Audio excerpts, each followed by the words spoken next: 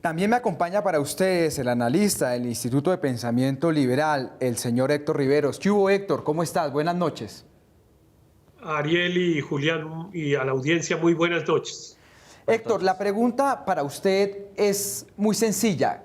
¿Quién está jalando para el piso a quién? ¿La gestión de Iván Duque, al expresidente Álvaro Uribe o los ligos judiciales del expresidente tiran al suelo al presidente Iván Duque? ¿Y ese matrimonio es posible separarlo? Bueno, no necesariamente partiría del supuesto de que se están tirando para el piso, digamos, y que se están jalando para abajo. A esa conclusión todavía no llegaría, me parece un poco prematuro hacerlo. Evidentemente el gobierno de Iván Duque es un gobierno impopular, uno, porque representa al uribismo, y entonces quienes han sido críticos o quienes hemos sido críticos del uribismo seguramente tenemos una especie de prejuicio y asumimos que por representar ese sector político pues hace una mala gestión de gobierno o representa una visión de sociedad que no compartimos. Entonces, claro que, digamos, hereda una porción de imagen desfavorable. Eso seguramente está pasando.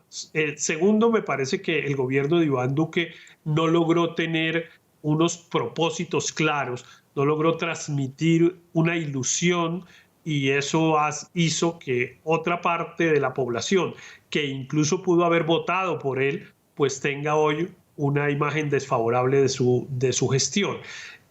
No necesariamente está atado, me parece a mí, a la suerte de Álvaro Uribe, salvo por la primera parte que dije.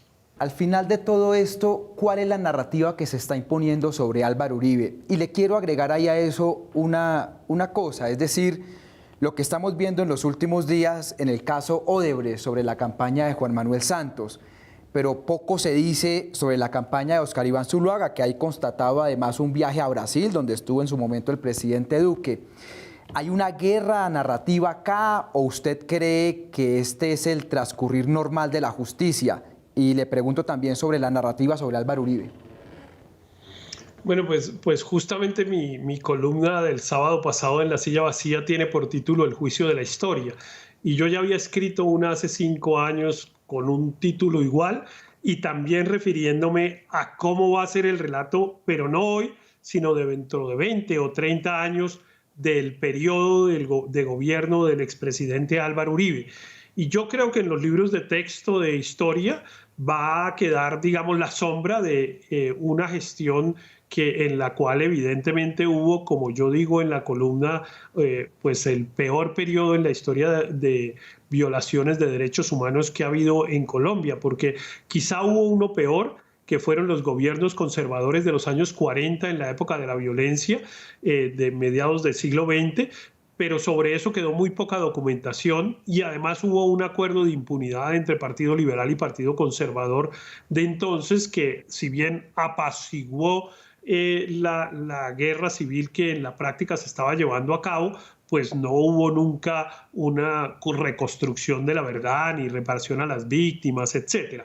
Entonces yo creo que el gobierno del presidente Uribe en los libros de historia de dentro de 20 años quedará, digamos, con esa sombra, más con la sombra de otras acusaciones y de condenas a funcionarios de su gobierno de muy alto nivel y etcétera. Ahora, otra cosa es el juicio de hoy. El juicio de hoy sigue siendo, a mi modo de ver, el mismo de hace 10 años. La sociedad colombiana, ya cada uno de nosotros nos hicimos un juicio y ya valoramos la gestión del gobierno del expresidente Uribe y unos cuestionamos que se hubiera tolerado una violación tan grande de los derechos humanos como la hubo, como una especie de costo por el desequilibrio militar del conflicto armado, y otros justifican esas conductas.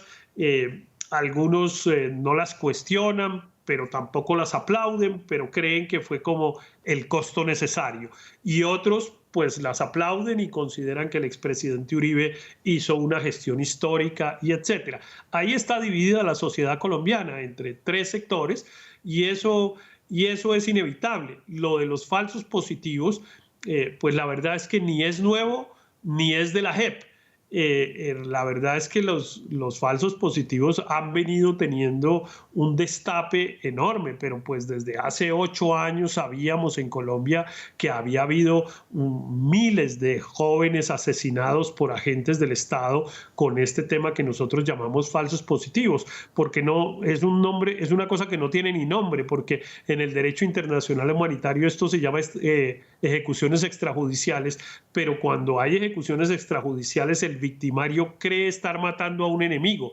Aquí los que mataban a estos jóvenes sabían que esos jóvenes no tenían nada que ver con el conflicto, que no estaban participando como combatientes, ni como auxiliadores, ni nada. O sea, había al revés de las condenas de las condenas extrajudiciales, de las ejecuciones extrajudiciales, había absoluta conciencia de la inocencia de las víctimas.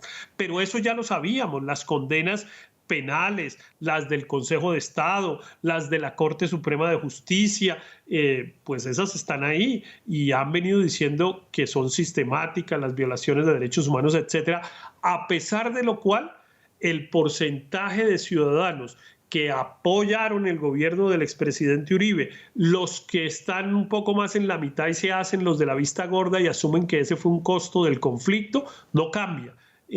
Salen sentencias judiciales y no cambian. La decisión de la JEP no cambia la opinión de esas personas. Yo creo que los colombianos, los que somos activos en política y hemos estado en estos últimos años, estamos en una posición en la que ya nada nos va a hacer cambiar.